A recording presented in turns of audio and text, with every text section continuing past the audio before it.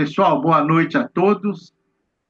Hoje a gente vai ter o doutor João Jorge Cabral Nogueira, pessoa que é um oconcura aqui da hipnose aqui no nosso país. Eu tenho uma amizade muito grande, um respeito muito grande por ele, né? Porque ele sabe muito mais do que eu. Então, eu fico feliz de poder tê-lo mais uma vez aqui no grupo de estudos de hipnose.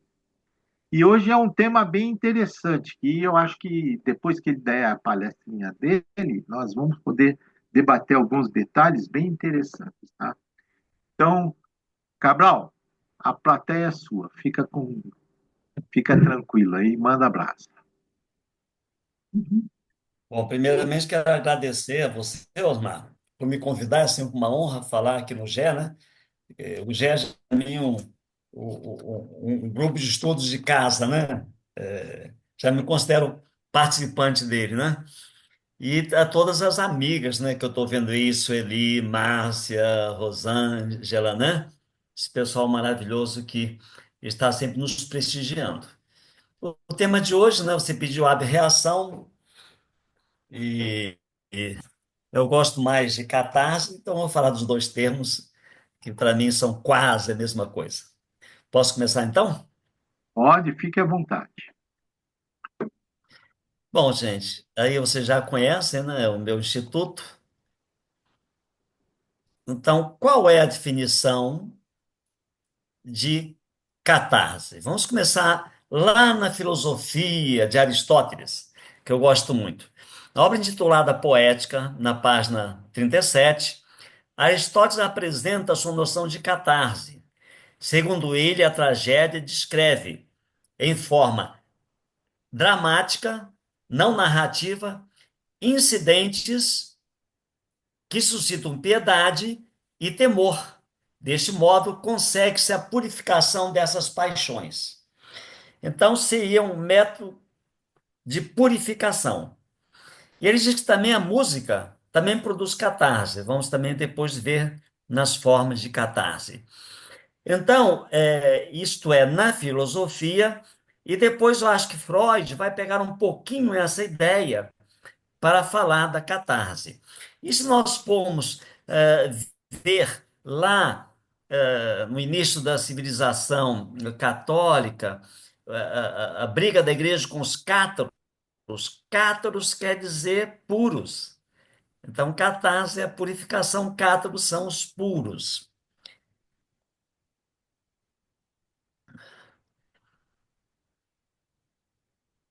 Então, Freud já vai falar que catarse significa a liberação de emoções ou de sentimentos reprimidos, que levam a um sentimento de alívio ou purificação. Você vê que não mudou muito de Aristóteles até Freud. Então, o termo vem do grego, catarsis, né? Que já falei, que significa purificação ou limpeza.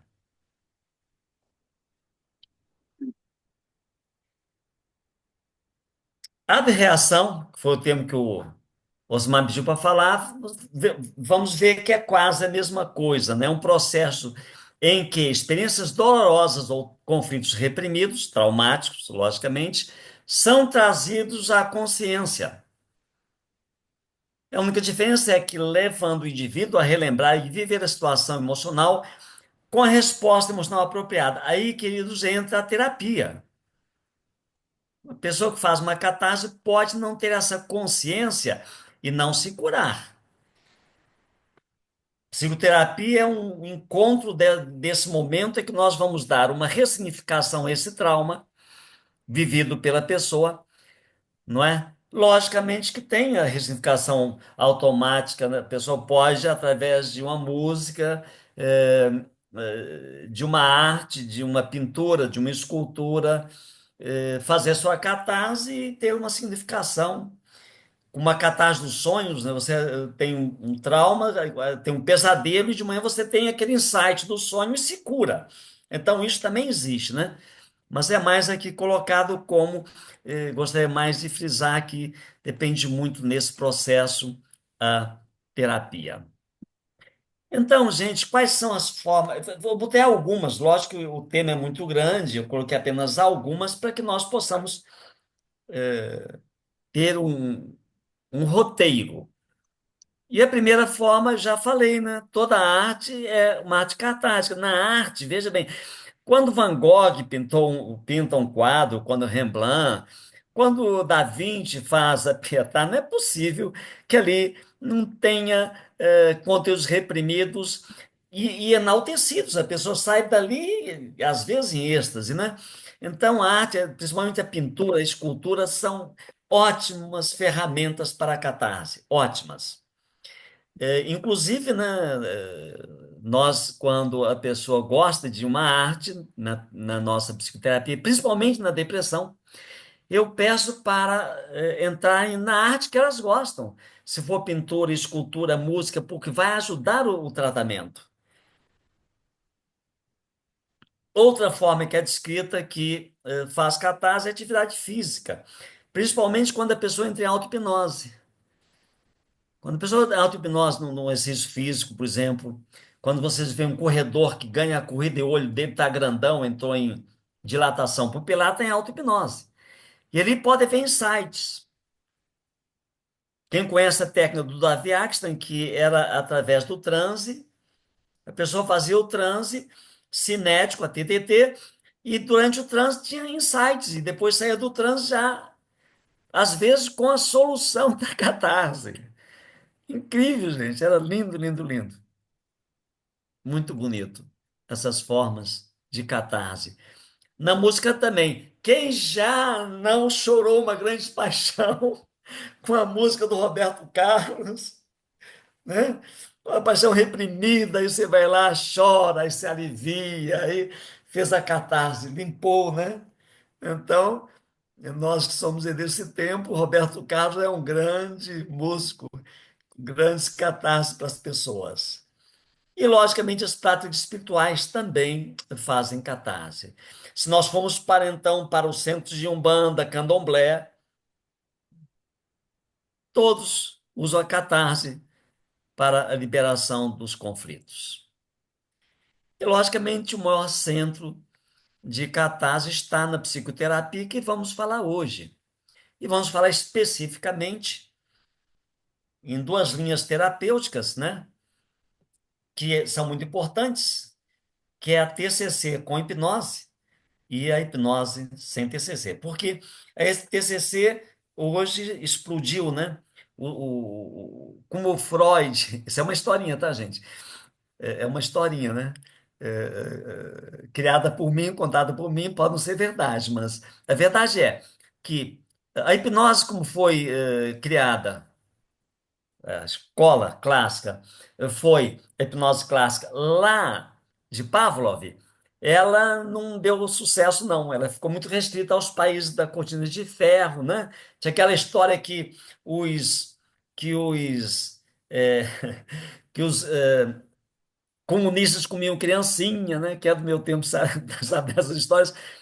Quando a hipnose veio para os Estados Unidos, que o Milton Erickson cria uma nova terapêutica por estar paralítico, não poder ir lá testar a sensibilidade, a anestesia, preso na cadeira de rodas e criou modalidades que depois Brandon pegaram para a PNL, mas as modalidades são de Erickson, né? Eles afanaram, né? Para dizer uma outra palavra, e então a hipnose explodiu no mundo inteiro, porque Erickson era americano. Fizeram a mesma coisa com a hipnose, TCC, terapia cognitiva comportamental. Você só vai fazer isso com mudanças de comportamentos de reflexos. Então, se você usa a hipnose, é muito mais potente, né? Mas agora, TCC, né? Porque foi Albert Ellis que criou. Então, a TCC pura para conflitos, para mudança de crenças nucleares. Quem faz TCC aí, Osmar e outras pessoas que fazem TCC sabem, para mudanças nucleares, a TCC consciente, igual a psicanálise, cura muito pouco. Não chega lá, porque a pessoa faz a repressão e faz depois a amnésia, às vezes, para não lembrar, para não sofrer. E aí, nesses casos dos núcleos centrais das crenças, a hipnose é fantástica. Fantástica. Então, vamos falar da hipnose. Bom, E saiu, peraí que saiu. Eu não sei o que que houve aqui, que eu dei o clique em mim mesmo. Vamos lá. Temos aqui então a hipnose, duas formas, né? Tem uma forma espontânea, que vai acontecer a catarse, quando nós não provocamos, e a forma provocada, quando nós estimulamos essa catarse. Então, são dessas duas formas que nós vamos falar. Aqui são os meus livros, que todos acho que já conhecem, e aqui minhas redes sociais, quem quiser tirar foto. E depois, então, eu saio desse slide para nós conversarmos sobre essa hipnose, essa catarse, né, essa reação espontânea que acontece às vezes no tratamento sem você provocar, e como eu faço, e também quero estar de vocês como vocês fazem, e na provocada.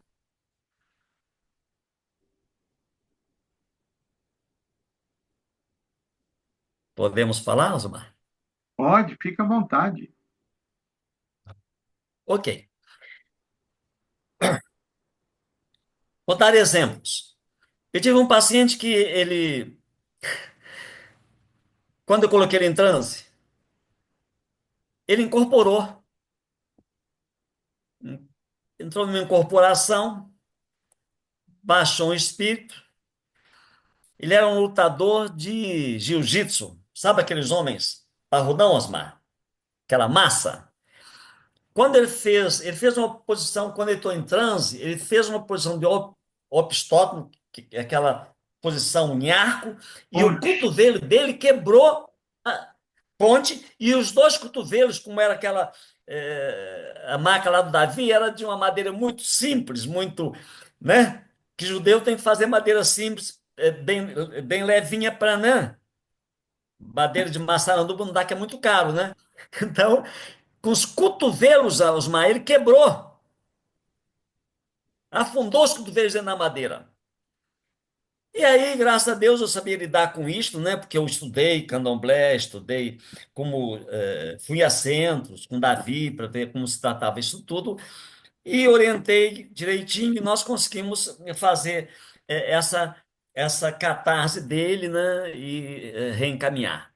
Então foi uma coisa que eu não esperava, ou seja, se você não espera e não sabe lidar com isto, o que que você vai fazer? Não dá para chamar o centro de terreiro naquela hora, né? Você não tem disponível. Esse foi um caso assim lindo, espontâneo, que eu tive que me virar tive que me virar nos 30, né? Logicamente dá um medo na hora, mas você fala, bom, Deus me ajuda porque sou eu e mais ninguém. E depois negociei as partes com o espírito, que eu ia ajudá-lo, que disse que o cara era um banana, que deixava todo mundo montar nele. O espírito estava meio bravo com ele. E eu fiz uma negociação, que em hipnose a gente chama negociação das partes, né, com ele, que eu ia cuidar dele, que ele me desse um tempo para isso, e graças a Deus funcionou. Agora, na provocada, Osmar, é quando você tem um trauma que você. Bom, não é que a gente provoque, também é espontâneo. Eu digo provocar no sentido, a pessoa vem com trauma e não sabe quando foi aquilo. Porque quando sabe é muito fácil, você leva lá naquela cena e ressignifica. É uma hipnose superficial. Mas quando é um trauma, às vezes, que a pessoa não lembra, ela faz amnésia para não lembrar. E nesse caso, você tem que ressignificar o trauma sem expor a paciente. Tive um caso numa paciente que ela teve um estupro na adolescência e ela não lembrava.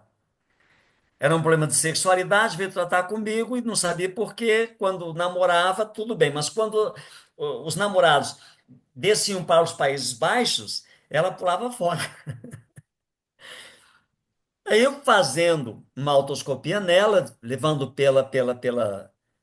pelo órgão-choque dela, né, que era ataque cardíaco que ela tinha, ela se viu então no estupro. Fizemos toda a ressignificação, anestesia, tirar a culpa, né, porque botaram culpa que ela estava muito indecente, com saia curta, né, aquela época era a época da mini saia, né, já tem uns anos esse caso. Então, tirei toda a culpa dela, fiz insensibilidade, ressignificação, e ela voltou com outra cara. Aí perguntou assim: olha, esse foi um caso. de amnésia em 50 anos de hipnose, tá? Foi o único de amnésia que ela, quando voltou, não lembrou. Todos que fizeram amnésia, quando voltavam da ressignificação, sabiam o que tinha acontecido. Essa não, falou, doutor, o que aconteceu comigo? Eu falei, como é que você está? Ai, doutor, estou tão leve. Eu falei, leve isso para casa, leva de presente. Eu não ia, Osmar, falar para ela o que tinha acontecido. Se ela fez amnésia e mesmo com a ressignificação não queria saber, não sou eu que ia contar para ela. Respeitei isso dela. Então, é isso que a gente tem que fazer, respeitar o paciente. E muitas também, muitas catarses há em sonhos, e às vezes os sonhos têm as catarses, e às vezes vem já para a sessão com a catarse do sonho, e é muito mais fácil trabalhar. Então, eu daria esse ponto de partida, esse chute inicial, para que agora eu escute dos participantes as histórias delas. Temos aí alguns participantes que têm histórias também de reações e catarse, né? Eu queria fazer umas considerações, Cabral. Ah, Pode fazer. dentro do conceito, né, de abreação, eu teve uma época que eu estudei muito técnicas regressivas, né? E quando eu estudei técnicas regressivas, eu achei uma pequena diferença entre a abreação e a catarse. Sim. Elas são praticamente, elas são a expressão da mesma coisa, mas a abreação, ela pode ser variável dentro. Por exemplo, uma mesma paciente que você faz uma regressão e ela tem, por exemplo, ela começa a fazer uma catarse, a catarse, que é a expurgação, vamos dizer assim, A purificação. isso. Só que ela pode manifestar de maneiras diferentes. Essas maneiras diferentes é que são a abreação. Então, por exemplo, nós já vimos isso, o paciente que às vezes ela chega, ela entra num quadro quase como se fosse meio convulsivo, né? Na abreação, ela na catarse, ela faz convulsão. Outra faz choro, outra começa a rir. Tem outras que ficam paradas, ficam quase que catatônicas, né? Então, para mim, quer dizer, eu sempre aprendi, quer dizer, eu tinha essa noção que o processo é o mesmo, só que a abreação é a manifestação externa Da da catarse. catarse. A catarse é o fato da pessoa acessar a experiência e precisar pôr para fora, e começar a pôr para fora. Como que ela põe para fora? Ela põe para fora através da abreação, entendeu? É mais ou menos isso. E tem histórias interessantes. Por exemplo, é muito comum quando a gente faz, nem sempre em regressão, né? Por exemplo, às vezes eu faço, você também faz isso, quando a gente faz curso, muitas vezes num curso, as pessoas querem experimentar a hipnose. Não é a gente dar um curso, você vai dar um curso inteirinho de hipnose e o pessoal fala, eu não gosto de fazer demonstração. É complicado, porque os pacientes, as pessoas querem, principalmente quando são estudantes de medicina, de psicologia, eles querem ver o processo, muitos querem sentir isso. Claro, Então, claro. eu costumo, sabendo que é arriscado, mas eu aviso antes, falei, alguns podem ter a reação, então, eu sabendo disso, mas eu costumo fazer muitas vezes um transe coletivo, um grupo levinho, mas coletivo. E por mais que você faça um transe tipo relaxar a pessoa, fazer ele ter uma lembrança agradável, só para ele vivenciar a lembrança agradável e depois você tirar, só para ele ter a experiência, alguns, por algum motivo, entram por outros caminhos e terminam buscando alguma experiência, sabe lá qual, e termina, às vezes, tendo abreações. E é muito comum, às vezes, a gente acaba de fazer uma demonstração num grupo, por exemplo, e o que acontece? Quando acaba, aí tem alguém falar, eu fiquei com meu braço está dormente, não está voltando. Ah, eu estou com dor de cabeça. O outro, eu estou com enjoo. Então, isso muito é uma forma, sabe? Possa, vamos dizer, biológico, acho que por conta da modulação do sistema simpático parasimpático, e eu costumo explicar assim para o pessoal. Quando você está fazendo hipnose, e que muitas vezes, aquele pessoal que gosta de fazer aquela hipnose rápida, que faz, põe o pessoal, tira. aí tira, aí põe de novo, aí agora ele está vendo uma coisa agradável, ele libera um monte de adrenalina e serotonina porque é uma coisa boa, aí você põe de novo, aí dali um pouco ele faz uma coisa que é ansiogênica, aí ele está liberando adrenalina com cortisol, quer dizer, você faz uma salada hormonal no cara, quando acaba tudo isso, muitas vezes, que você acaba demonstrando, o cara está muitas vezes fazendo reações fisiológicas, tá? Sim. Que, a meu ver, fazem parte dessas abreações também, entendeu? Então, é por isso que eu acho que é muito importante, e olha, eu acho que essa reunião é muito importante, Cabral, para a gente não só dizer para eles o que é abreação, mas para a gente explicar como a gente deve se comportar diante de uma abreação. Porque eu já vi muito hipnólogo bom, quando chega na frente da reação, a pessoa está com a reação, o cara perde o controle. Você já viu isso também, né? O Já porque hipnólogo não sabe lidar. Uma vez eu estava num congresso, Osmar, não, não que e a pessoa não sabe, e o cara começa a ficar assim com a mão, e agora o que, que eu faço? Osmar, quem tem muito tempo de hipnose só serve para contar casos, né? Sim, mas a gente já. Quantos casos você já viu? Eu já vi muitos disso, né? Eu estava num congresso com o Davi Axten, em Belo Horizonte. E o cara no palco deu um show de hipnose. Fez isso que você falou, porque a hipnose rápida tem um perigo. É Ela lógico. vai mexer com estruturas e pode dar alterações fisiológicas, Lógico, neurobiológico. taquicardia, sudorese, Lógico. Numa hora porque, você está relaxando, na outra você está estressando. O porque cara. é uma variação muito brusca. Exatamente. E eu já vi isso acontecer. E essa pessoa tiver um problema cardíaco, pode complicar. Pode, pode. Então, nesse caso, o cara fez uma demonstração. Sabe aquele cara que quer demonstrar e dizer que é o gostosão? Eu Aquela- conheço bem essa história. Não é ele, não. Não foi ele, não. Mas, não, mas eu convivi bem com isso um Mas não tempão. foi ele, não.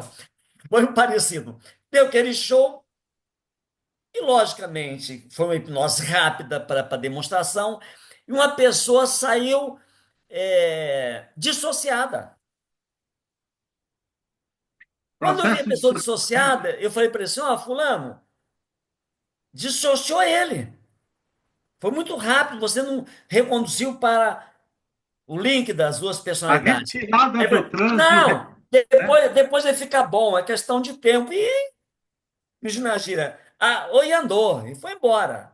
Eu fiquei com pena do cara, que era um estudante de medicina, peguei o cara, levei lá para o cantinho no salão e fiquei agora fazendo um relaxamento com indução agora, tudo bem, para ele incorporar as duas partes. Ou seja, ele veio ali com ele meia hora só para conseguir que ele entrasse dentro do corpo dele da dissociação e pudesse abrir os olhos. Eu levei quase uma hora, mais de meia hora, porque o cara deixou e largou de lado. Esse é o perigo. Porque a gente tem que saber que quando você faz hipnose de palco, Osmar, nós temos no meio da galera os histéricos, Lógico, que nós temos. dissociam com uma facilidade incrível. O Charcot era tão famoso porque ele só trabalhava com histéricas, porque ele sabia que na histeria ele ia conseguir hipnotizar todas. Exatamente. Exatamente. Exatamente. Ó, vou contar uma historinha também, tá? Uma vez, o professor Passos, essa é do Passos, o Passos que me contou, disse que o Passos tinha aquela mania que é da hipnose clássica, que ele pegava uma pessoa, ele induzia o transe, mostrando para as pessoas lá como era, tal, e depois ele dizia no final, ele falava, eu vou dar um comando pós-hipnótico para vocês entenderem como é. Então ele, antes de tirar a pessoa, falava assim, quando você acordar, você vai retornar para o teu lugar na sua carteira, vai sentar confortavelmente, e quando eu disser a palavra psiquiatria e escrever no quadro psiquiatria, você vai levantar do seu lugar, vai vir até o quadro negro sem falar nada com ninguém, vai apagar a palavra psiquiatria do quadro negro. Isso ele deu como um comando pós-hipnótico para o cara, e tudo bem. E aí o Passos contando, e eles faziam muito isso, e usava sempre o mesmo exemplo, né? Era muito gozado isso. Aí o que aconteceu? Ele fez isso, e aí todo mundo que estava na plateia ficou olhando para o cara assim, e o cara nada. E o cara nada. E o Passos depois dá aquela. A gente nem sempre as coisas pegam, nem todo mundo é suscetível e tal. E desconversou e tudo bem. Continuou a aula e acabou a aula e tudo veio embora para casa. O Passos disse que quando foi 2 horas da manhã, tocou o telefone na casa dele. Era o cara. O cara falando assim: Professor Passos, por favor, professor Passos, eu preciso ouvir a sua voz. Eu já escrevi num papel aqui, a lápis, a palavra psiquiatria, mas eu preciso ouvir a sua palavra dizendo psiquiatria para que eu possa passar borracha, que eu não consigo dormir, eu fico com esse negócio reverberando na minha cabeça a noite inteira. Aí o Passos falou, poxa, mas então você quer eu dizer que a psiquiatria, a hipnose é muito utilizada na psiquiatria? Ele fez a mesma frase que ele fez na aula, né? Aí o cara falou, é isso mesmo. Aí o cara apagou com um lápis e com uma borracha, ele apagou a palavra, aí ele foi dormir tranquilo. Então você veja como é interessante a gente aprender a lidar. Às vezes você dá numa demonstração que a gente pensa que é coisa simples, tal, mas a gente precisa aprender a lidar com as ab-reações. E a pessoa que vai lidar com a ab-reação tem que entender, primeiro, que ele não adianta ele querer só abraçar a pessoa e não sei o quê, ou falar, não, para, respira, não sei o quê, ele não vai acabar com a ab-reação. Ele tem que se posicionar do lado, ele pode apoiar, assim, pôr a mão no ombro, calmamente, sem perder o controle, dizendo assim, eu continuo no comando, calma, fique tranquilo, em alguns instantes isso vai passar, respire tranquilamente e tal, e esperar um pouquinho que a ab-reação passa, e depois que passa, aí depois, se ele quiser, ele reinduz o transe, e aí ele faz uma retirada mais suave do transe, porque normalmente é a falha na retirada do transe. É isso aí. Não é isso? É Eu isso queria aí. ouvir aqui as pessoas, a Sueli, que trabalha com hipnose, E tem muitos casos. deve ter alguns casos. Conte algum caso e como lidou, porque o importante é dizer como lidar com os casos, para que a gente possa, Exatamente, né? exatamente. Eu estava aqui refletindo sobre isso. Primeira questão, ah, eu normalmente ancoro na parte de ampliação de consciência a conexão com a sabedoria interna de cada pessoa, porque como eu trabalho com a transformação dos símbolos do inconsciente profundo, eu acesso essa sabedoria interna como ancoragem. Enquanto vocês falavam aí, me lembrei muito da técnica da pré-indução hipnótica para cirurgia. Eu trabalho muito, é uma das técnicas que eu ensino no método Meirelles de reprogramação mental. Vai sair aí o livro impresso sobre o método Meirelles de reprogramação mental. Essa semana já assinei o contrato com a editora Viseu, e então as pessoas podem adquirir e ter ali as técnicas com objetivos, com a fundamentação teórica e com a linguagem na forma de aplicação fundamentada no meu livro de Linguística para Mediação de Conflitos, em que eu pego a informação da psiconeurolinguística, que não é a PNL banalizada, ou seja, de que modo usamos comandos linguísticos corretos através de canais sensoriais de visão, sensação ou audição para fazer uma boa hipnose. Então, voltando à técnica de pré-indução hipnótica para a cirurgia, eu induzo a ampliação de consciência e trabalho com a linha do tempo no sentido de aproximação do dia da cirurgia. Na véspera, como está? Os medos imaginários que emergem, eu vou provocando o esvaziamento, a catarse, vou trabalhar com símbolos de modalidade de cores, que são submodalidades da percepção, trabalho essa mudança simbólica e vou esvaziando. Como está se sentindo no dia da cirurgia, pela manhã, na sequência de internação.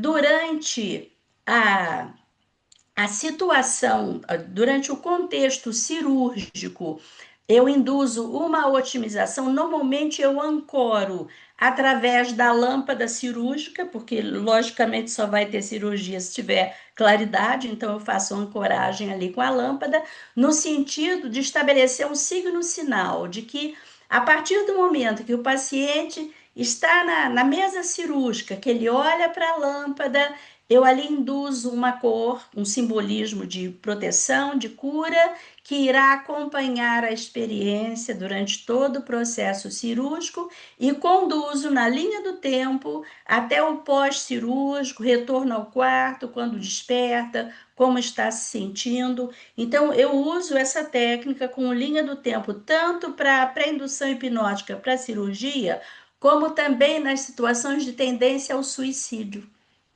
em que a pessoa vai àquela experiência do desejo de morte, eu induzo uma morte virtual e depois venho trazendo com a linha do tempo, refazendo o desejo de vida. Então, assim, os resultados dessa metodologia de hipnose, dessa condução toda, são mais de 3.000 pacientes atendidos com excelentes resultados, né? Tem muitas histórias para contar, né? É assim. Tá bom. Alguém mais aí tem Cristina, Sérgio, Regina, Márcia? Alguém quer falar? Cristina, você levantou a mão? Então vamos lá, Cristina, pode falar. Eu tenho muitas experiências com relação a isso, né, nos atendimentos, mas um que foi muito forte para mim foi uma paciente que ela tinha um problema de infecção urinária constante, muita dor e tomava antibiótico, e fazia 2 anos de tratamento. E aí, na regressão, ela acessou uma memória da empregada dela, que ela é, tinha um chinelo velho, a empregada pegou esse chinelo, ela ficou brava, a empregada jogou com muita raiva. E aí, o fato de ter jogado com raiva, de alguma forma, trouxe essa energia, alguma coisa para ela, e aí ela passou a ter essas dores. Então, quando ela entendeu que era esse processo, né, que era aquele sentimento de raiva, ela falou assim: Nossa, então eu acho que agora eu estou curada. Só que, ao mesmo tempo, quando ela falou eu estou curada e voltou da regressão, ela incorporou um protetor, né? E esse protetor começou a me dar receita. Olha, doutora, é bom para você, pega rosas brancas e você vai fazer, deixar na água de um dia para o outro, e aí você pode, se banhar com aquilo para limpar sua aura. E eu vou pedir para você também falar isso para a filha dessa pessoa que você está atendendo, para ela fazer a mesma coisa. E deu lá um chazinho para ela tomar, sabe? E aí foi bem interessante, né? Porque eu falei assim, nossa, eu estou cobrando, fazendo um tratamento e não recebo uma, uma orientação. Mas foi muito Vai ganhar uma bacana, consulta, porque né, Cristina? acabei recebendo esse Agora, código. agora, Cabral, E agora é um questionamento que eu vou fazer. Será, Cabral, você que é expert nisso, será que quando a paciente é uma médium e tem uma incorporação ou faz baixa um santo, ou seja, o nome que a gente quer dar para isso, tá certo? Que muitos psiquiatras entendem isso como um processo dissociativo, mas a gente, quem trabalha com espiritualidade, eu não sou espírita, eu não tenho, mas eu tenho estudado muito ultimamente isso e tenho respeitado cada vez mais essas experiências. Eu gostaria de saber de vocês o seguinte: se uma incorporação mediúnica é uma abreação ou é um outro, ou é um outro processo? Outro Porque a processo abreação, totalmente para mim, é diferente. uma catarse, é uma Não, não, não, catarse. não, não. É outro estado de consciência. Isso, exatamente isso que eu queria dizer, né? Quer dizer, para a É o gente. estado de consciência com você. De uma possessão, não é a pessoa. A catástrofe é da pessoa. A possessão não. Exatamente. É de outro ser, de um espírito que acopla ali. Então, para mim, é totalmente diferente.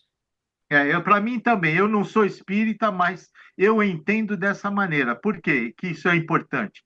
Para a gente não começar a generalizar, né? Porque é muito comum. Eu tive paciente e no consultório você faz uma indução. Eu tive um paciente que eu sabia que ele era espírita, ele estava com problema com a namorada, tá certo? E quando eu fiz uma indução nele, que ele entrou, ele recebeu uma entidade. E quando ele recebeu a entidade, a sorte minha é que a gente tinha o doutor Joel Priori, mas o Joel era um cara curioso, ele gostava muito, como você, o Cabral, ele ia muito em centro espíritas e estudava, ver como é que o pessoal se comportava, e ele ensinava isso para gente. Ele ensinava até como a gente deveria negociar com o cavalo, com não sei o quê, com os nomes que ele dava. Era interessante. Ele ensinava a gente essas negociações. E eu recebi um paciente, e esse paciente, quando ele recebeu a entidade começou a me questionar o que é que eu estava querendo com ele, com o paciente. E aí eu tive que negociar dizendo que, na realidade, eu não estava querendo prejudicar, que o que eu estava querendo fazer era a mesma coisa que a entidade. Eu estava querendo proteger o paciente de alguns outros níveis de sofrimento que ele tinha. E que, na realidade, eu estava pedindo permissão, queria pedir permissão para você, para que você possa deixar, eu possa ajudá-lo, né? E aí ficou um pouquinho, dali um pouquinho a entidade se foi, o paciente continuou como se estivesse em transe. Aí o que eu fiz? Eu não sou bobo nem nada, fiquei com medo. Cheguei, tirei o paciente e pronto, acabou. Mas por sorte minha, o paciente depois disso melhorou. Na realidade, ele tinha uma relação com uma moça, que era uma relação tóxica com a moça judiava dele mesmo de propósito, fazia ciúmes e tal. E no fim, a gente dá aquelas sugestões subliminares assim, a sua mente inconsciente sabe o que você precisa fazer, né? Você precisa só acreditar e aceitar o que a sua mente inconsciente está te propondo. E aí deixei aberto, e aí ele terminou a relação com ela e melhorou. Mas é muito interessante a gente aprender a lidar com estas situações, né? E é isso que eu falo que em ab-reação a gente tem que ter um pouquinho de sangue frio, porque é muito comum a gente ver as pessoas ficarem nervosas. Somente em curso, às vezes você está dando curso, os alunos estão fazendo trabalho entre si, estão fazendo aquelas induções um no outro, e de repente algum começa a chorar, o outro começa a rir, o outro começa a ter uma tipo convulsão, movimentos tipo convulsão, o outro volta com dor de cabeça ou com enjoo, com vontade de vomitar. Então, tudo isso são ab-reações e a gente precisa ter paciência e saber lidar e reconduzir o paciente. Quer dizer, muitas vezes, aprofundar o transe, amenizar o sintoma e trazê-lo, tirar ele lentamente do transe de uma maneira mais lenta possível, para que ele possa vindo restabelecendo a sua homeostasia. Osmar, nós temos que ter muito cuidado de não patologizar a espiritualidade. Exatamente Que isso. aquele médico, psicólogo, que não tem essa formação, essa visão, porque você tem que conhecer as religiões. Eu fui estudar religiões por isso. Por quê? Porque eu pego, agora não, mas quando estava no Rio de Janeiro, eu pegava gente de tudo quanto é religião. Então, veja bem, antigamente era considerada isso, né? Não era nem considerado na psiquiatria, né? Associativo, é. É. Então, a psiquiatria aceitou colocar esses estados com CID-10 porque são estados dentro de uma fé que têm que ser respeitados. O cara não está tendo. E é outra coisa perigosa, né? Muita gente acha que ali é um surto psicótico. Isso é que é o pior. Que não entende. Eu vi muita gente internada no Hospital Colônia em Rio Bonito, que eu trabalhei 7 anos nele, que estava num delírio místico, internado por psicose, não tem nada de psicose, um delírio lúcido, organizado, porque o delírio psicótico é desorganizado, você sabe disso. O místico não, o místico. E eu não tinha poder, né? Porque era recém-formado, ninguém me escutava, mas eu ficava horrorizado com isso. Por quê? Porque muita gente é tratada de um delírio místico como psicótico. por desconhecimento.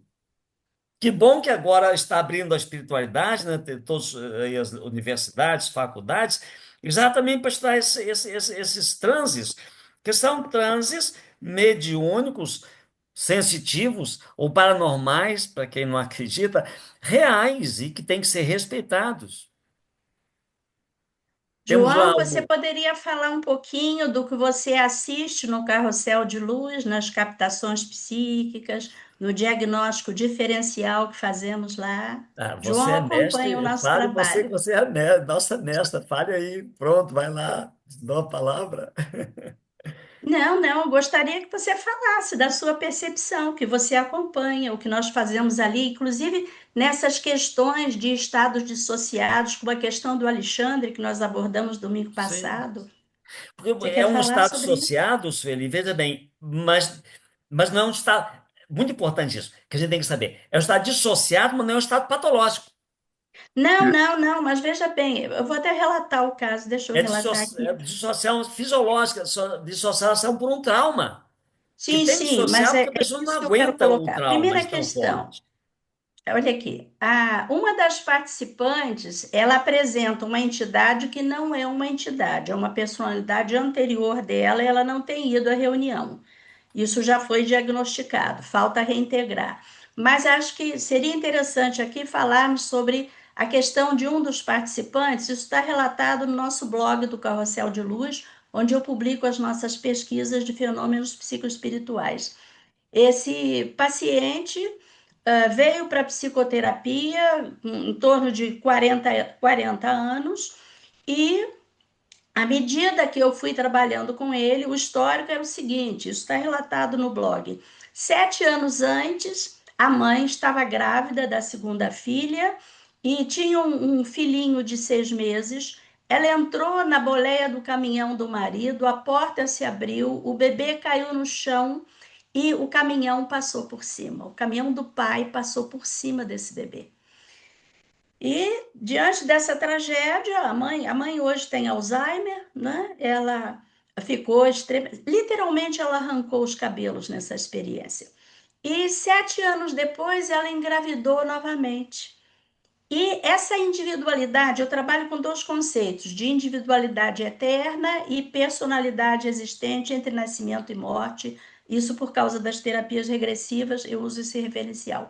Então, 7 anos depois, a mãe teve um menino, que era esse meu paciente. E na reunião do carrossel de luz, através da técnica de captação psíquica, eu levo a sensitiva a captar aquela parte dissociada. E a sensitiva captou o estado sensorial do bebê. Logicamente, um bebê não tem percepção avaliativa, né? Ele tem a parte sensorial. E num dado momento, o paciente me perguntou: posso abraçar? Eu disse: deve, porque aquela parte dissociada era parte dele mesmo. Então, fizemos a reintegração, né, daquela parte que ficou durante 40 anos de vida como uma memória isolada. Fizemos essa reintegração, isso fez uma diferença enorme no modo de ser dele, nas percepções, né? Se vocês quiserem ter acesso, está relatado. O Filho Perdido é um dos casos clínicos transpessoais constantes do blog do Carrossel de Luz. Então, foi eu acho que foi a experiência mais incrível que eu já tive em termos de consultório e a mais dolorosa também. E isso foi feito no Carrossel de Luz, que é a nossa reunião presencial, onde nós trabalhamos com os sensitivos, induzimos um estado elevado de consciência e depois abrimos para a percepção de cada um. E aí, gratidão por poder compartilhar essa experiência que foi Osmar, muito você forte. lembra que chegou a conhecer o Eliezer Mendes, de Belo Horizonte? O Eliezer, eu acho que sim, pai. Eu não estou lembrado bem. O nome não me é estranho. O Eliezer Mendes, ele fazia um trabalho, apresentou no Congresso, ele fazia um trabalho com uma sensitiva.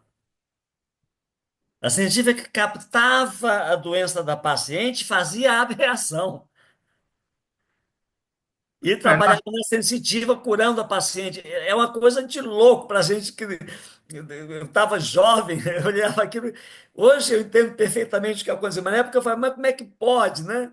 Porque ainda não conhecia esses fenômenos, ainda não tinha estudado eles. Mas eu assisti ele curar uma pessoa através da sensitiva. Então, a gente não tem que negar essas coisas, tem que estar aberto. Às vezes a gente deixa de curar, deixa de ajudar por ter preconceitos.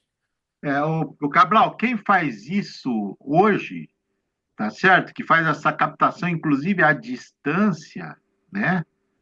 E é lógico, a É gente. aquele que apresentou no Congresso, não é, lá da Bahia? É exatamente o. Como é o nome dele, rapaz? Espera um pouco. Ele Caramba. apresentou no Congresso. É, apresentando o Congresso. Ele faz isso e é interessante o trabalho dele. Ele me deu um livro no Congresso e eu tenho o livro dele e eu li o livro. Realmente é interessante o trabalho. Agora, é lógico, a gente tem que ter esses conceitos ligados à espiritualidade bem aprofundada. Quem trabalha, quem estuda isso, né? A fundo. Eu queria lembrar de um detalhe, Cabral. É o Idalino, né? Está escrito Isso, ali, Isso, alguém Idalino mandou. Ferreira. Isso, Idalino Ferreira, exatamente. Cabral, eu quero voltar de uma coisa um pouquinho mais comum para a gente aqui. A gente sabe que quando nós estamos quando nós vamos dormir, quando a gente está descendo, mudando o nosso cérebro de beta para alfa e depois de alfa para teta, nesta fase, a gente passa por uma fase chamada período hipnagógico, não é verdade? Que é quando você está entrando em sono.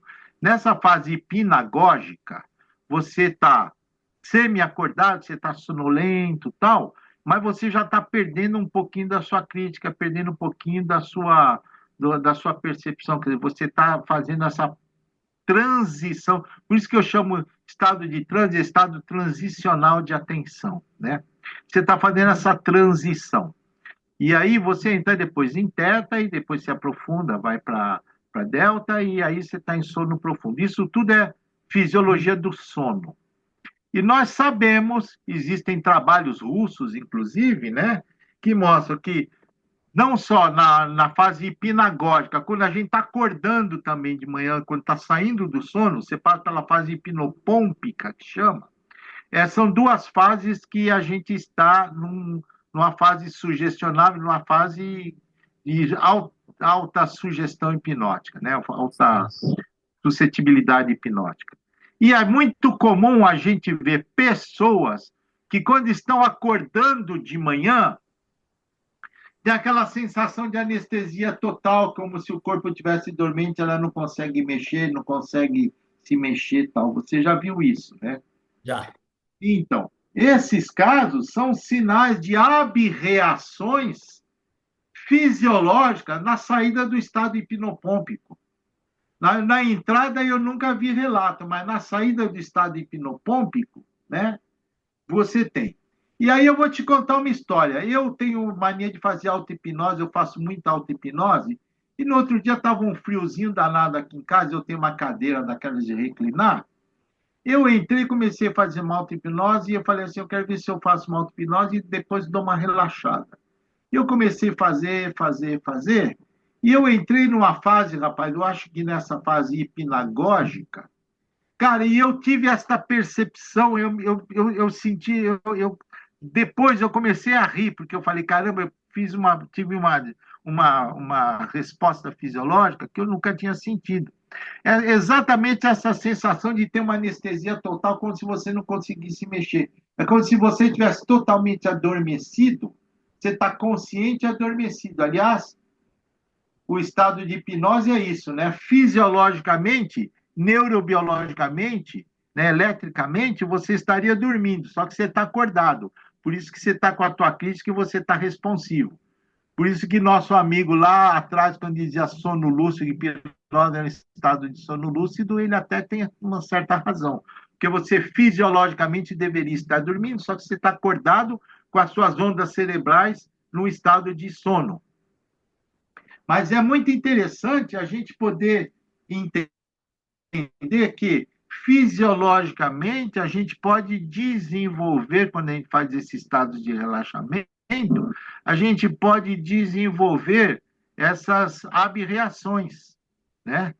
E é interessante a gente saber poder dizer isso, por quê? Porque tem pacientes que às vezes fazem técnicas de relaxamento em casa e auto-hipnose, e depois eles relatam, nossa, doutor, depois de um tempo eu percebi que eu quase não conseguia me mexer, me deu um pouquinho de angústia, eu fiquei ansioso. E aí a gente tem que explicar para ele que esse é um período de transição que faz parte da fisiologia normal, né? Eu acho que são detalhes importantes para a gente apresentar para as pessoas entenderem que tudo isso acontece e tudo isso faz parte da abreação. Para não levar um susto, né? O que você acha? Você já teve isso aí? Você já deve ter tido de monte, né? Muito, muito. Na saída do hipnagógico é comum, né? Até discutir, escrito de gente que, quando está saindo do sono, tem aquela sensação de que ele está preso, é como se ele estivesse paralisado, né? E Porque chega a... quando você dorme, você tem uma. Como é que eu vou te explicar? Você tem uma imobilidade tônica pelo sistema Exatamente. homoencefálico. Aí, quando você está acordando, você pode não ter essa desinibição e acordar, inclusive com cataplexia. Tem gente que fica ansioso, quer se movimentar e não consegue. Exatamente, exatamente isso. E é um processo fisiológico, né? Quer dizer, não é um problema, mas a pessoa tem que saber disso para a gente poder orientar os pacientes. E quando a gente faz técnicas de auto-hipnose e relaxamento, as pessoas podem desenvolver esses processos. Osmar, Cabral, isso não é um desdobramento? Quando você dorme, você não desdobra? E quando Sim, você quer retornar, não acopla, não está acoplado. os índios não usam espelho porque diz que atrapalha o acoplamento. Isso é quando você faz o desdobramento. Você tem a saída do corpo. Quando eu era cirurgião, eu operava muito em desdobramento. Em guerras, em pronto-socorros, eu de manhã acordava cansado, querida. Era uma tristeza. Tinha dia que eu acordava morto. Graças a Deus, depois que eu parei de fazer cirurgia, eu acho que a minha missão foi cumprida e eu nunca tive mais isso. Porque aí não é um sono. Você desdobra, você vai para outro campo, né? Consciencial, e aí você, quando acopla, você está. Quando demora a acoplar e você está ainda nessa, porque alguém te chama, você escuta um tiro, uma coisa assim, e o espírito não dá tempo de acoplar. Isso Tá? acontece também. Isso é outro fenômeno. É muito bom você falar Então, isso, porque a gente Não vai é vendo esse, não quantos é esse que o fenômenos Osmar existem, né? falou? Não é esse que o Osmar está falando? Eu acho que é esse. não, eu acho que são coisas diferentes, viu, Márcia? Eu acho que pode, veja bem, Pode ter esse os que eu dois. falei, faz parte de uma fisiologia. Tá? Então, inclusive, se você fizer uma eletrofisiologia, um estudo eletrofisiológico, nesses casos, você vê que as pessoas, quando elas estão em fase como é que chama? Hipnagógica, que está entrando em sono, que ela vai passando do estado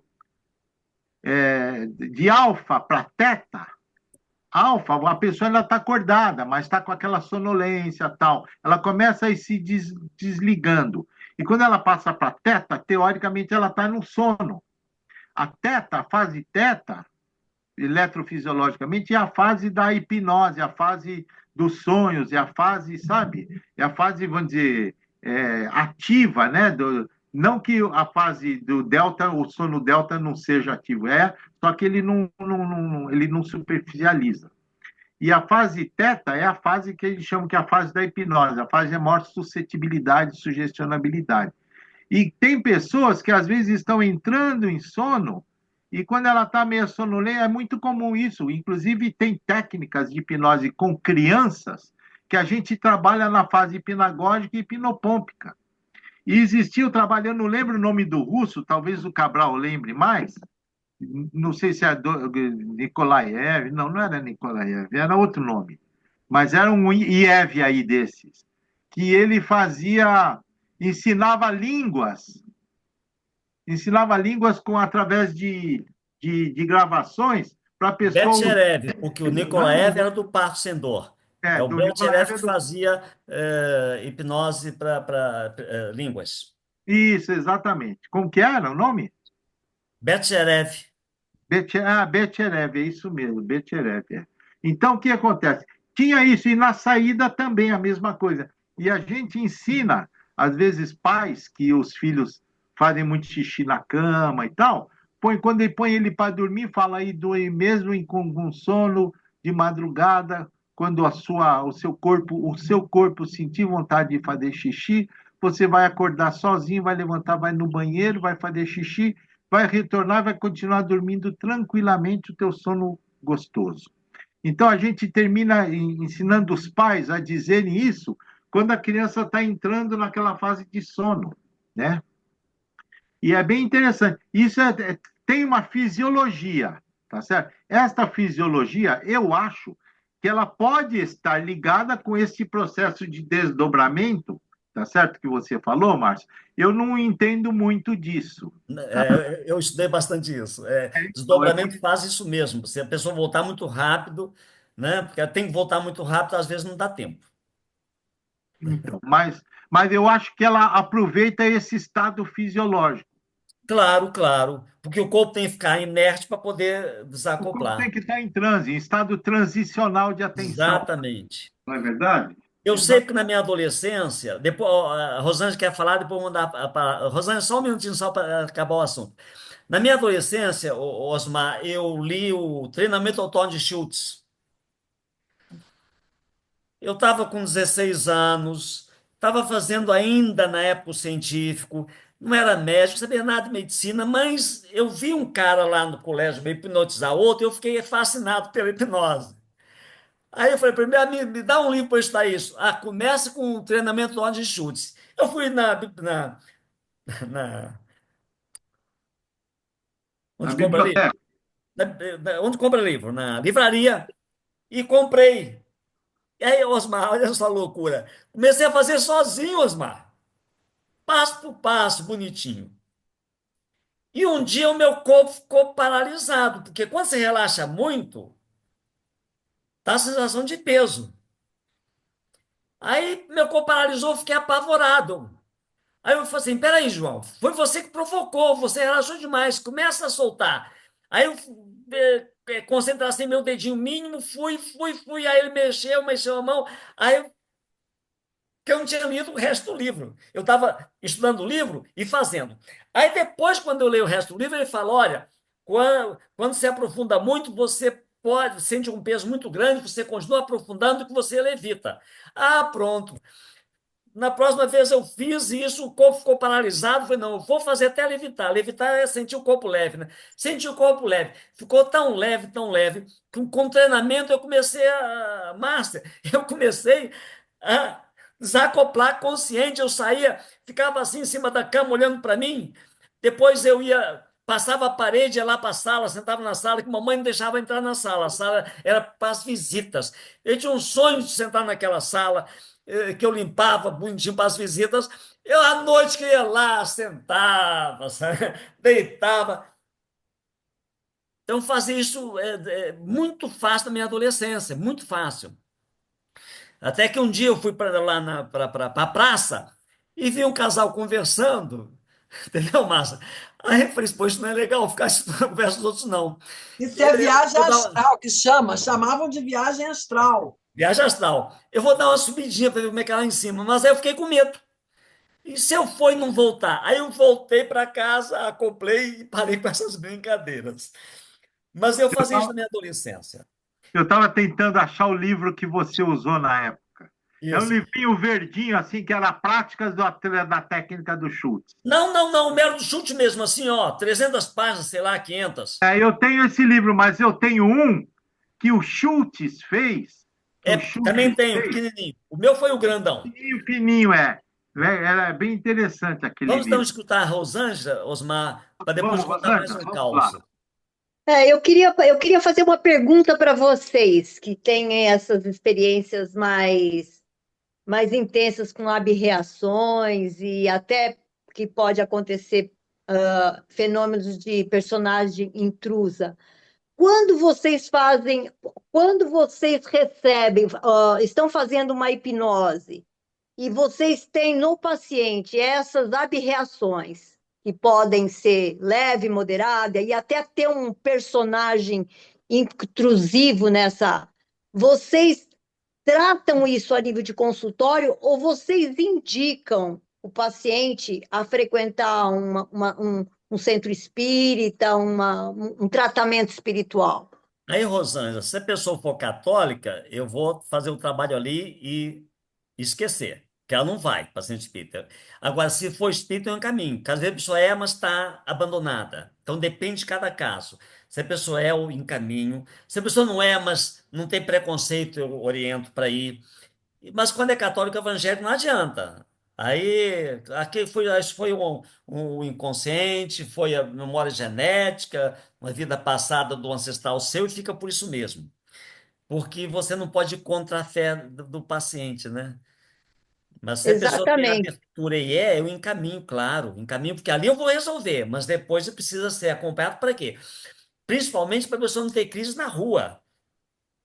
Exatamente. Para não incorporar na rua, porque quando vai para o centro, incorpora no centro, não incorpora na rua. Então, a profilaxia dela não ter uma incorporação na rua, ser atropelada.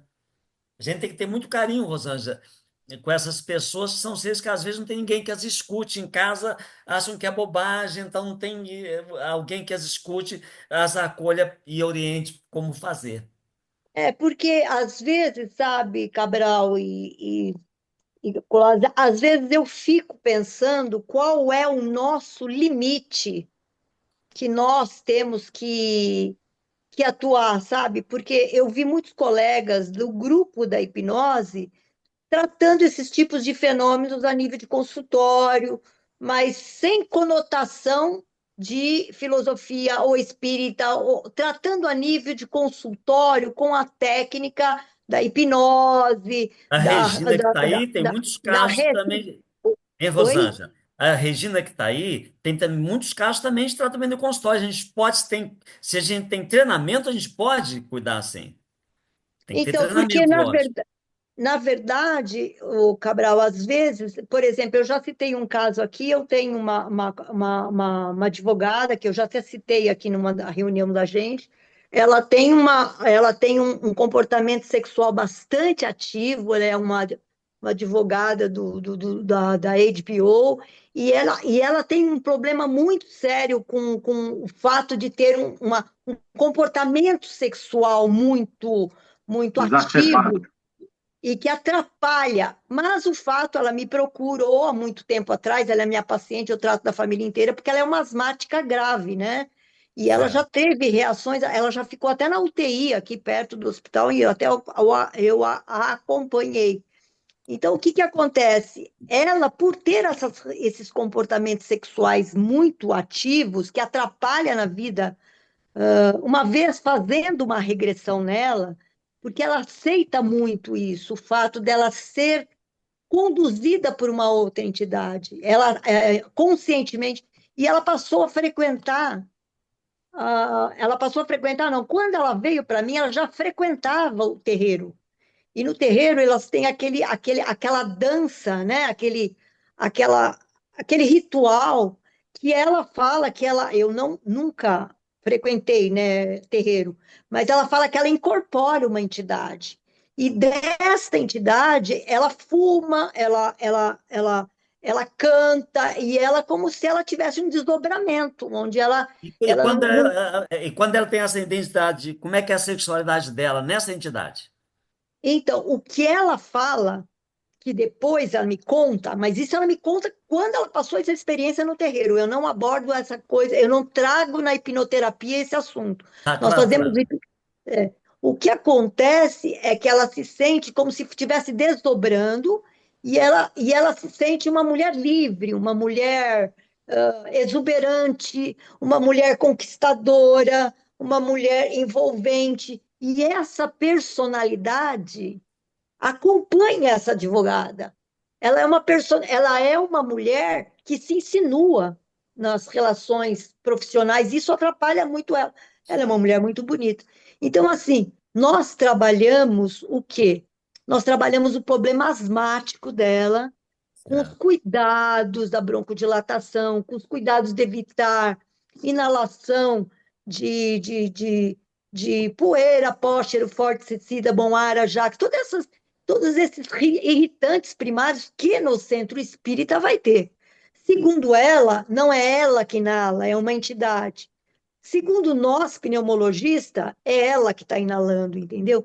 Então tem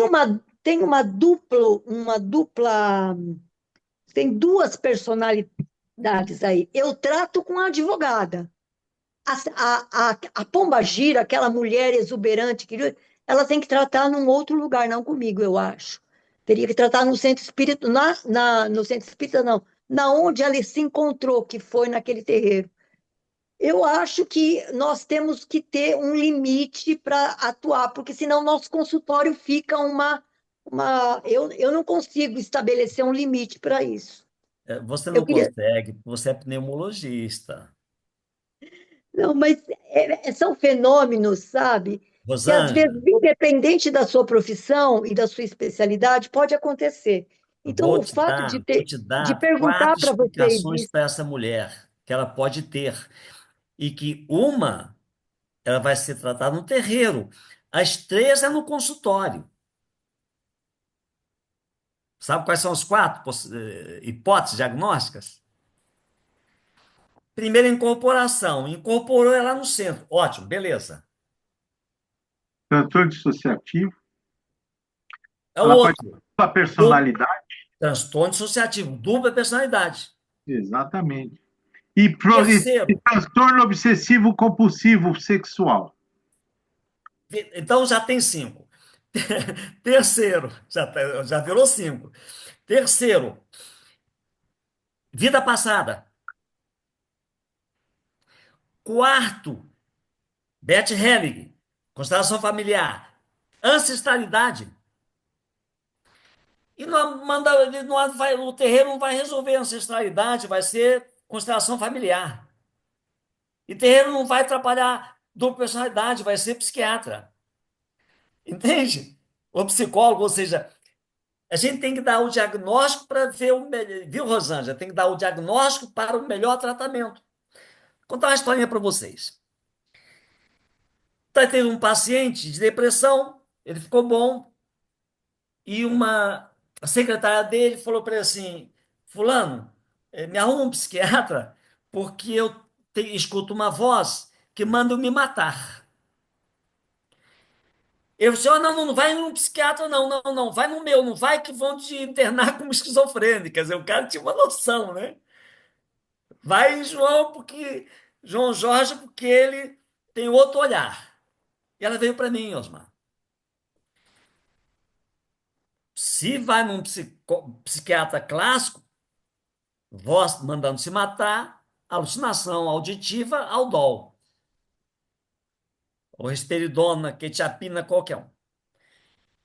Aí, Osmar, como ela, veja bem, se fosse alucinação, ela teria delírios, teria delírio persecutório, teria um discurso organizado, mas eu fiz uma entrevista com ela, era totalmente lúcida, inteligente, centrada, não tinha nenhum lapsozinho que eu pudesse suspeitar de surto psicótico. Aí eu falei, vamos fazer um trabalho então? Vamos fazer um trabalho. Aí, Osmar, eu coloquei em transe para conversar com essa voz. Mas fiz, ó, com toda a tranquilidade, que eu sabia que não era surto. E que dificilmente ser uma incorporação, porque é difícil a incorporação mandar você se matar. É difícil. Correu o risco, mas eu achei que não era. Sabe aquela intuição que você tem assim? Coloquei em transe e falei assim: ó, eu quero conversar agora com essa voz, com essa personalidade, com essa voz que manda fulana se matar. Com todo respeito, todo carinho, eu quero entender você, porque você deve ter um motivo para mandar ela se matar. E estou conversando com a outra personalidade, Osmar. E ela fala para mim assim: fulano é uma babaca, tá numa relação que não vai dar certo, tá noiva, vai casar, não gosta do cara, vai ser infeliz.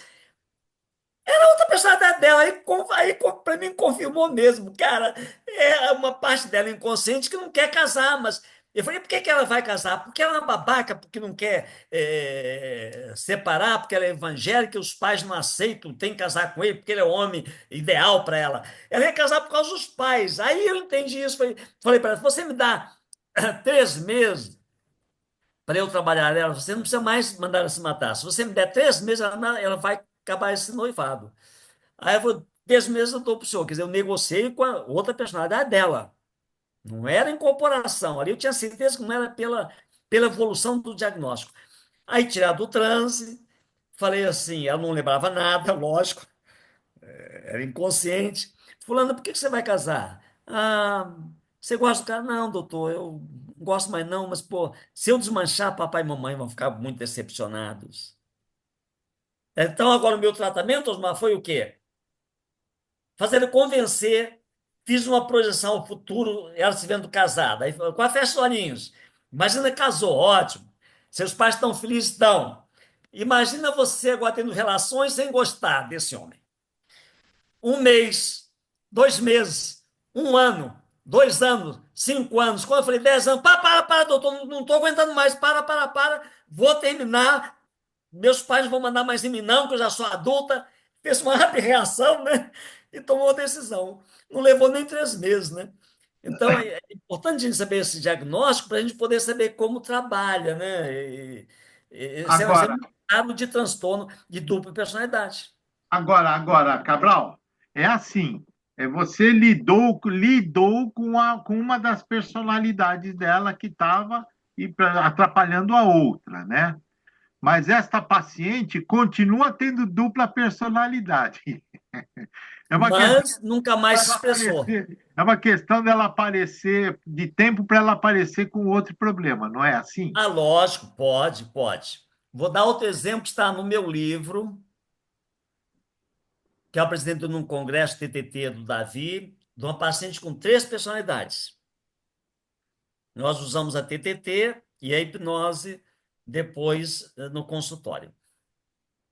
Ela baixava, ela dizia que baixava, né? Porque ela foi para o centro, mas chegou no centro e não resolveram. Aí você, tem o João Jorge que faz um negócio aí esquisito, que naquela época hipnose eram esquisitos, tem uns 40 anos. E foi lá. Ela já tinha ido no centro e não tinha resolvido, porque não era incorporação. Ela tinha uma personalidade chamada Exu da Estrada. Ela entrava em transe, acordava e ia caminhando. E quando via, iam encontrar ela em outra cidade.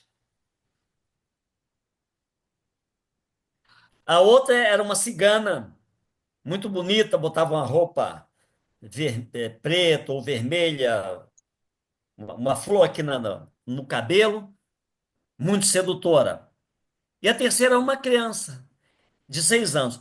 Era tão infantil a criança, ela incorporava tanto essa criança, Osmar, quer dizer, via o papel dessa criança, que ela falava até errado, falava você. É.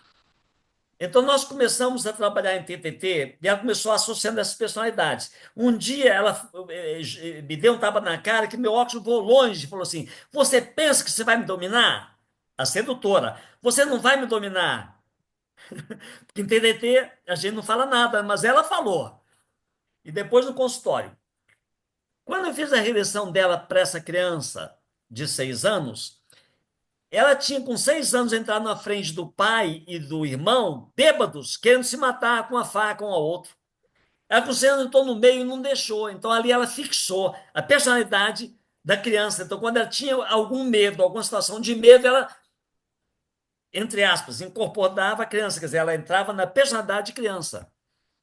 E com 9 meses de tratamento, nós incorporamos as 3 personalidades e ela casou, teve filho. E essa nunca mais voltou, que eu acompanhei muitos anos da minha vida, né? A gente tem que tomar cuidado. Para mim, quando eu vejo Rosângela, que. entendeu, amor? Rosângela, a verdade é o seguinte: você é uma pneumologista. Você já está fazendo muito, muito mais do que qualquer outro pneumologista de conseguir fazer essas diferenciações, essas hipóteses diagnósticas. E encaminhamento, né? E outra coisa, a gente não tem que ter medo de fazer encaminhamento. Eu acho que a gente dividir responsabilidade é a melhor coisa que tem em medicina. Eu aprendi isso desde cedo. Quando você está inseguro, mesmo que você saiba, mas você está inseguro, chama outra pessoa, divide responsabilidade. Porque é É melhor.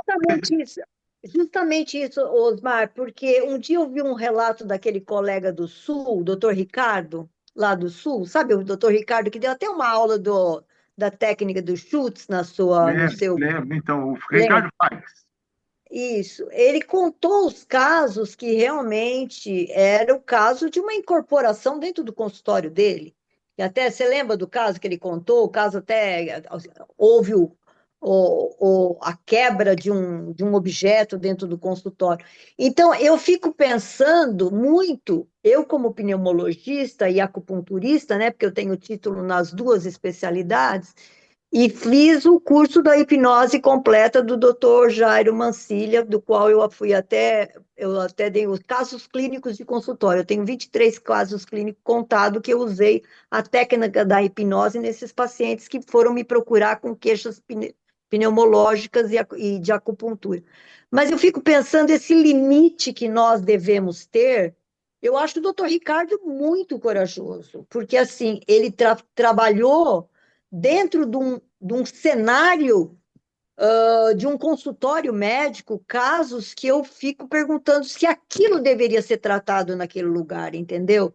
Eu acho que ele tem uma experiência muito grande, né? Deve ter, porque ele incorporou ali uma pessoa, uma entidade, né? Acho que você até lembra do caso, não sei se você lembra, Eu Osmar, do lembro caso. por cima, assim, eu lembro sim por cima, a gente comentou bastante. Foi um caso bem dramático. Eu fiquei É. pensando, meu Deus, se Então, isso me acontece no meu consultório, um caso tão dramático assim, eu com certeza eu sei que esse paciente não deveria estar sendo tratado por mim naquele espaço, entendeu?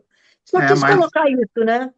mas você não pode esquecer que uma pessoa pode ter um destes. É lógico que quando você induz um estado transicional de atenção, o estado transicional de atenção, o transe, ele facilita as pessoas a fazer esses processos, todos esses processos dissociativo, esse processo de incorporativo, esse processo de tudo isso que a gente está discutindo é facilitado pelos estados transicionais de atenção, tá? Então, quer dizer, na realidade, o transe facilita tudo isso. Agora, você não pode esquecer que uma pessoa dessa pode entrar num processo desse, se tomar um susto muito forte, se ela estiver numa igreja, se ela estiver andando na rua e tomar um susto ou for assaltada. Eu já vi pessoas entrarem. Uma vez eu lembro que a gente estava numa festa e aquela festa estava, o pessoal começou a cantar todo mundo alto uma música comum, nada de especial. E eu fiquei sabendo de uma pessoa que entrou num processo, olha só, ela incorporou uma entidade na hora que estava todo mundo naquele estado de transe muito acelerado. Por quê? Porque quando a gente vai para de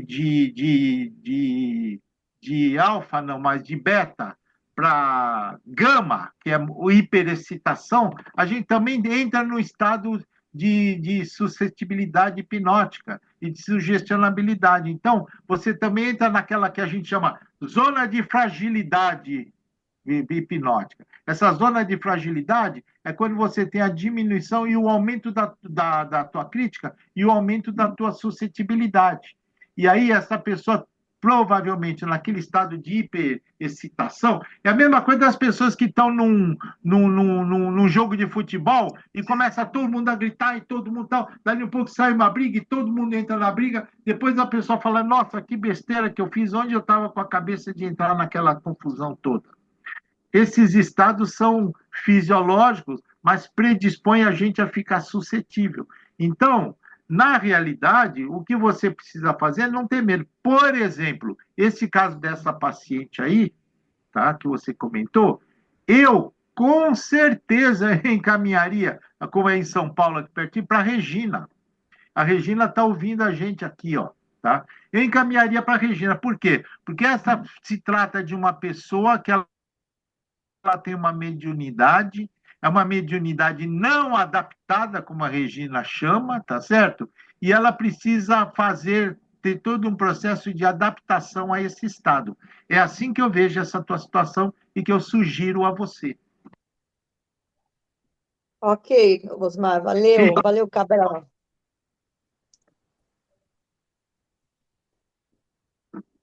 Cadê a Regina? A Regina quer falar alguma coisa a respeito disso? Não sei se ela está podendo falar ou Já não. está quietinha, não quer falar hoje. Eu consegui levantar a mãozinha aqui, mas não Tá, está então fala, aparecendo. querida. É um Eu prazer acho que te a ver. Regina até Ah, conhece esse Ah, caso, eu já sim. comentei, né, Regina? sim, eu me lembro, eu me lembro. Outra reunião. É, porque esse é um caso que, nossa, apareciam casos parecidos. O João Jorge hoje falou do Dr. Eliezer Mendes. Quando eu estava no último ano de psicologia, eu também era aluna ali perto, na Federação Espírita, fazia o comecinho das escolas. E o meu sogro, Hernani Guimarães Andrade, ele apresentou o Eliezer Mendes para mim, para o Ricardo, que era meu namorado naquele tempo. E como era lá na cidade, era na Rua São Domingos, a clínica dele, assim que ele veio da Bahia para São Paulo. E ele queria ser estudado pelo Dr. Hernani e pelo grupo de pesquisa do Instituto Brasileiro de Pesquisas Psicobiofísicas, que era coordenado pelo Dr. Hernani. Aí eu comecei a ir lá, estudante de último ano de psicologia, tinha uma psicóloga que estava lá trabalhando com Eliezer, e eu então fiquei ali estagiária, aprendendo, né? Vendo, observando as captações através dos sensitivos e tendo as aulas dele, porque ele gostava de explicar como é que era, como é que acontecia. E os sensitivos eram pessoas muito preparadas. E era ali, em presença, tá? Colocava o paciente deitado no chão, com sensitivo ao lado. Havia casos que ele punha um sensitivo de cada lado, um na cabeça, outro nos pés, inclusive, tá? E todos captavam alguma área daquela personalidade. E tinha personalidades subconscientes, que eu não sei se é o caso Personalidade dessa intrusa, paciente tem até da um livro com esse nome. Rosângela, isso, ou personalidade intrusa, tá? Personalidade intrusa seria uma entidade espiritual que estaria ali em sintonia com a pessoa. E houve casos de pacientes chegarem para ele, através de outros médicos, de pessoa que se sentia também induzida ao suicídio e que, com captação, simplesmente aquilo tudo se harmonizou, tá? Caso também de exacerbação, assim, essa sexualidade exacerbada, que poderia ser ou uma personalidade subconsciente ou então uma personalidade intrusa. No caso dessa paciente dela, ela vai, cultiva isso no centro de Umbanda ou Candomblé, não sei, que ela vai, e, pelo jeito, tem um lado dela de ganho vicário que é muito forte, tá? Agora, como fazer? Casos assim mais delicados que eu percebo que em consultório eu não iria trabalhar porque é um negócio muito pesado você trabalhar com o paciente incorporado. Eu admiro muito o Ricardo Faix, porque ele consegue fazer isso e ele tem toda uma estrutura de preparo também que permite que ele faça isso. Eu diria uma tarefa mesmo dele. Não é qualquer um, qualquer psicólogo ou qualquer médico, terapeuta que possa fazer isso, tá? Quando eu percebo que é um problema assim muito pesado, espiritual e eu sinto. Então, tem isso também. Eu sou uma sensitiva treinada, mas uma sensitiva de inspiração. É mais o perceber, é o sentir, é o ter a inspiração, tá? E quando eu percebo que um caso é muito pesado, eu posso encaminhar aquele caso. Aí eu vou sondar a pessoa, vou ver o que ela aceita, como é que é, porque se for uma pessoa católica, você precisa remeter para a igreja. Mas se for uma pessoa que é aberta, tá? De duas, uma. Ou é para o meio espírita cristão, ou então eu encaminho para uma senhora que essa é uma médium maravilhosa, uma pessoa equilibrada. Ela é de Umbanda e também de Candomblé. Tem evidência, tem uma estrutura espiritual maravilhosa, é uma pessoa bondosa e encaminho, peço ajuda. Eu coloco o caso para ela, pergunto como é, peço para ela uma orientação sobre o que fazer com aquela pessoa, tá? Às vezes basta botar em oração, em vibração, outras vezes não, a gente precisa levar essa pessoa, encaminhar. Então, também tenho encaminhado pessoas para ela. Então, conforme a pessoa aceite, vai para essa sensitiva, ou então vai no meio espírita cristão, que quando o caso não é um caso assim de morte, um caso muito pesado, uma coisa, mas se a gente tivesse essa possibilidade de um trabalho, como era do Eliezer Mendes, seria um caso assim direto de encaminhamento, porque o trabalho que aqueles sensitivos, ou menor, ou melhor, os mentores desses sensitivos faziam, porque havia captação e depois havia a incorporação do mentor do sensitivo, que normalmente era um espírito terapeuta, tá? E que trabalhava então com aquela personalidade do outro lado. Tá? Muitas vezes falando depois, conversando com as pessoas e tal, ou não, tá? Às vezes era só o trabalho do outro lado e com as captações aquele problema simplesmente ia desaparecendo. Então eu era aquela que acompanhava as captações, escrevia nas fichas, acompanhava o paciente quando voltava, colocava o doutor Eliezer a par de tudo e tinha uma dica ou outra que ele dava também, ou para mim, ou para o sensitivo, para lidar com aquela pessoa. Então, Viu, Regina? sim, Porque para nós, pneumologista e acupunturista, a emoção, ela é muito importante para nós, porque essas emoções muito fortes, como tristeza, frustração, sentimento de solidão, como para todos, né, que tem repercussão no físico, o asmático, e ela é uma asmática moderada grave. Um dia, a última crise dela, ela me ligou às 3h30 da manhã do pronto-socorro do Hospital São Camilo, Pompeia. O que sim, aconteceu? Ela tinha passado por uma desilusão em relação à esfera homossexual, da esfera amorosa sexual. sexual. Porque Entendeu, dói. então, entendeu, Regina? Então, é assim, é um desamparo que não é o desamparo da advogada, é um desamparo que vem de alguma entidade que faz com que ela se jogue para relações que são relações perigosas, que são relações que não vão dar sustentáculo amoroso para ela. Ela me ligou de madrugada, às 3h30 da manhã, porque ela se sente desamparada e ela entra no consultório em franca desespero psicológico, mas o problema meu é segurar as crises, porque ela já foi para UTI, sabe, Regina? Então, Sim, assim, ao mesmo tempo, eu, como pneumologista e acupunturista, eu tenho que segurar essa parte. Eu, graças a Deus, estou conseguindo segurar, mas tem uma outra esfera desta paciente que eu sinto que não pode ser resolvida a nível de consultório. Isso, o que ela tem ali não é esfera de consultório.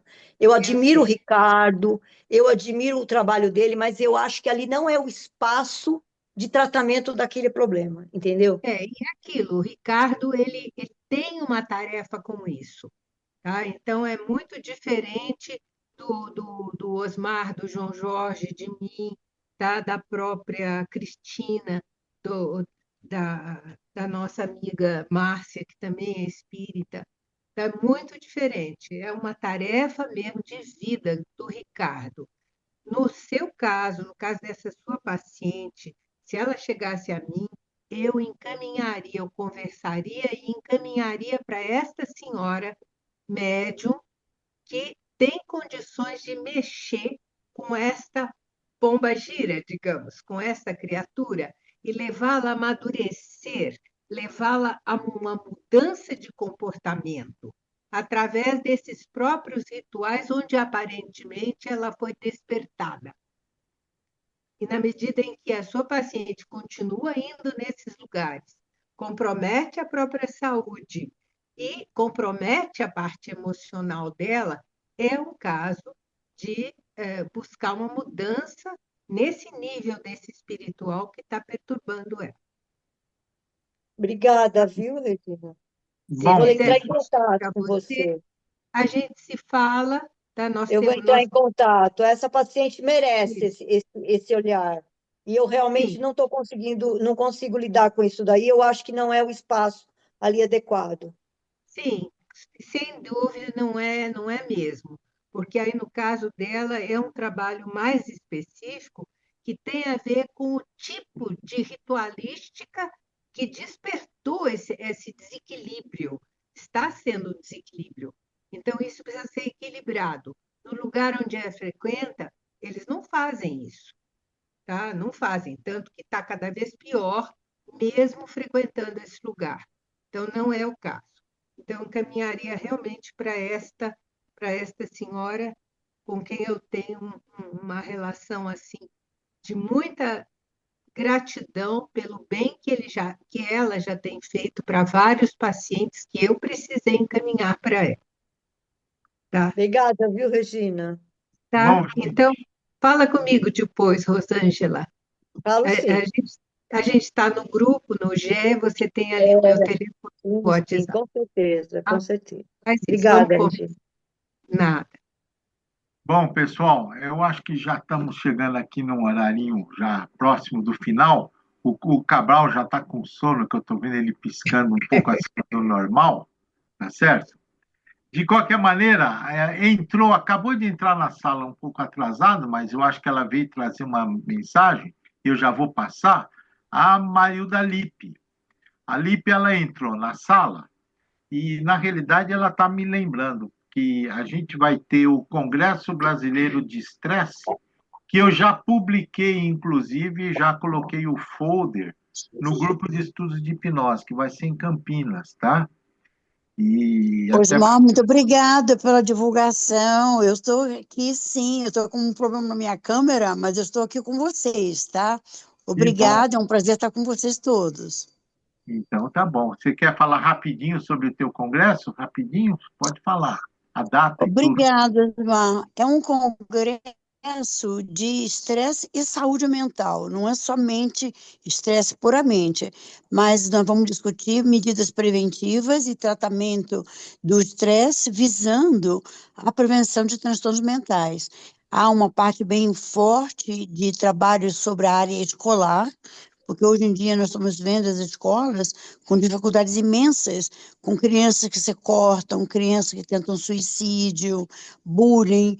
Então, o Congresso está contemplando também essas características, esses aspectos, e nós temos toda a parte clínica, né? Inclusive a parte do Osmar, que vai ser sempre extremamente interessante, sobre o uso de hipnose. Então, eu gostaria de convidar os colegas para participarem e, se puderem, por favor, divulguem o Congresso. O Congresso tem os maiores nomes de estresse no Brasil. Obrigado, Osmar. E Um obrigado a você, Eli. abraço para todos. Um abraço. Bom, gente, acho que com isso nós vamos terminar nossa reunião, Deixa eu só tá falar certo? mais uma coisinha para Cabral quer encerrar. falar mais uma coisinha. Vamos lá, Cabral. Ainda bem que você está com a corda toda. Vamos lá. Não, eu quero falar uma coisa muito importante, porque me passou que a Rosângela acha que eu trato de possessões no meu consultório. Não é isso. Eu faço hipnose desde 71. Então já se vão 54 anos. Eu tive nesse tempo, Osmar, apenas duas incorporações.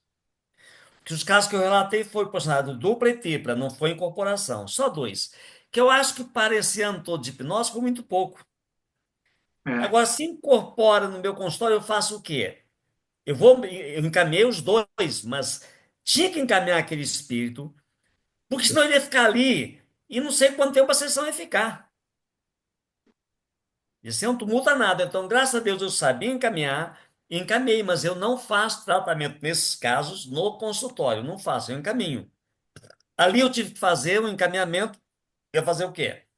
E exatamente para poder tratar dos problemas que eu dou conta, né? Agora, no caso dessas duas, que foi dupla e tripla personalidade, que eu tive consciência, porque aquela das três personalidades já tinha andado em centro espírita, e o dono do centro espírita, o dono do centro falou para ela assim: olha, o seu caso não é aqui, o seu caso é médico, quer dizer, o cara até com muita consciência, né? Então, já peguei com o diagnóstico que não era centro espírita, só para esclarecer a Rosângela, né, e a vocês que estão me escutando, para não é. pensarem que eu fico fazendo coisas que eu não sei. Não, não, o Cabral está querendo dizer o seguinte: a nossa reunião hoje é de abreações, ou reações inesperadas e catárticas, que são reações e muitas vezes inesperadas durante o processo. E muitos de nós, às vezes, fazendo uma indução hipnótica, como a paciente passa por essa zona de fragilidade, né, de suscetibilidade, Pode acontecer, ela né? pode incorporar. E aí você tem que saber lidar na emergência para conseguir segurar aquela barra ali, conseguir fazer que nem eu fiz. Negocia, tal, tudo bem. Quando saiu, quando você conseguiu tirar o paciente, fala: olha, o teu caso, acho que primeiro você tem que fazer uma abordagem assim, você tem que desenvolver, ou você tem que procurar um centro, procura uma, sei lá, a Regina falou uma coisa interessante que eu queria entender, que ela falou, ela trabalha com centros de espírito católica, né? Ela falou, né? Centro ligado à religião católica, né? Espírita Não, católica, Centro Espírita Cristão. diferença. É espírita cristão, Não é tá? Ou católico, seja, é o espírita cristão. espiritismo de Allan Kardec, que Ah, é tá. diferente do espiritismo de Mesa Umbanda, branca, é isso, mesa tá? branca. Isso. Seria muito mais um centro de evangelização, de harmonização da personalidade e do trabalho com a mediunidade de uma forma muito suave, tá? Então, que é a maioria, né? A Federação Espírita do Estado de São Paulo faz isso lá na Exatamente. cidade. No bairro do Brooklyn, do Campo Belo, tem a Seara Bendita, tem o centro onde trabalhava a Márcia já foi, não, Márcia. É o Você lembra Batuíra, qual era o Batuíra, Batuíra, que é um centro muito Batuíra. da Pompeia. região. Eu ouço falar Pompeia. muito do Batuíra. Então, É. são centros grandes espíritas que são cristãos por excelência e onde se trabalha com evangelização e se trabalha com assistências espirituais gratuitas e todo um cuidar da mediunidade de modo a que aquele médium, aquele sensitivo, seja harmonizado através desse trabalho da evangelização, do autoconhecimento, de uma forma muito suave.